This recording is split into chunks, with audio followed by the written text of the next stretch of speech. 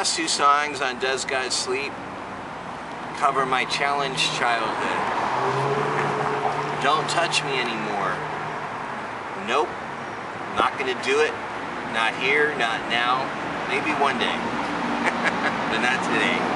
Not today. The song speaks for itself. I'm so grateful to God and the people as well. I'm just grateful that the song touched so many lives and moved to so many countries and did what it did and how it did it. Very exciting, very, very moving for me.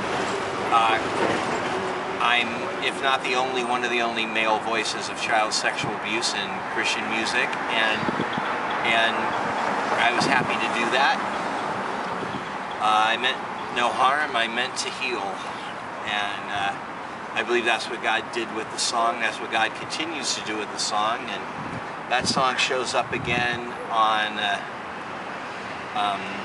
OK Sex, which will be my 2011 or 2012 release, depending how long it takes to record these freaking records. And that was another acoustic song for Does God Sleep. Does God Sleep is the only record that has these acoustic songs, and that may stay that way, you never know. And the last song on the record, the big production number, the big showstopper, was Does God Sleep. It has a chapter about my mother dying.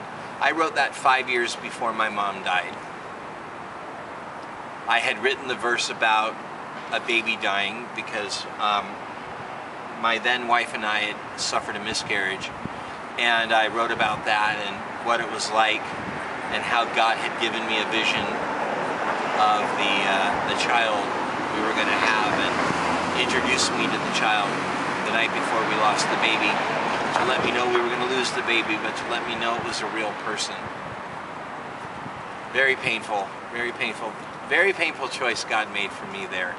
But God knows what He's doing, and so I'm singing from a place of real experience, and I felt the song needed to be balanced with another verse, and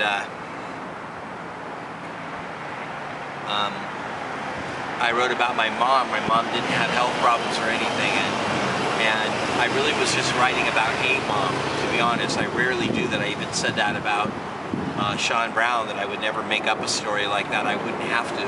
But for this song, I needed something. But it's interesting because my mom did pass away, and, well, now the song rings with nothing but truth. And, of course, the song says what the whole record was about is we have such horrible things going on in our life, and we feel like God's sleeping and sometimes and not moving and not acting and sadly not preventing. But, you know, I say over again, does God sleep? Does God sleep? Does God sleep? And I go, I don't think so. I don't think so, no. And then I go into There Is Hope, another song by Leah, lyrics by Leah, that I had done on Not Unclean. But then I sing it in this song and stress again that we always have Jesus to turn to. And that sounds so trite, but you know what? When you lose a child, when you lose a parent, you know, heck, when you lose a puppy, it's really nice to have the Lord. And if you don't have the Lord, it's a big joke to you what I'm saying, but if you do have the Lord, and you really know the Lord, and you've really turned to the Lord, when your heart is broken, you know there's a difference between having Him to turn to and not having Him to turn to. And it was so great, night after night after night, to perform this epic song that was Does God Sleep. It was like 8 minutes long or something, actually like 6. It sure felt like 20. But I just remember running around rooms and running up to people singing, you know, do you know how much He loves you? Do you know how much He thinks about you? Do you know that He sings about you? Do you know that He prays for you? And really driving it home how much the Lord loves us and how much the Lord aggressively pursues us to let us know how much He loves us. And I know Does God Sleep was not a pretty record from start to finish, but I know it said so much that I wanted it to say about the person of God and how how He looks at our lives. And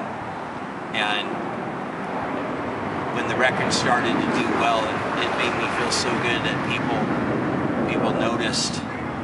Well, people noticed that I existed, and that people were writing me about the songs on it. They were writing me about "Don't Touch Me Anymore," especially, and it meant the world to me. I'm not sure I'd want to live my life all over again exactly how I did, but I'm so grateful for the songs and the ministry and the testimony that came from it.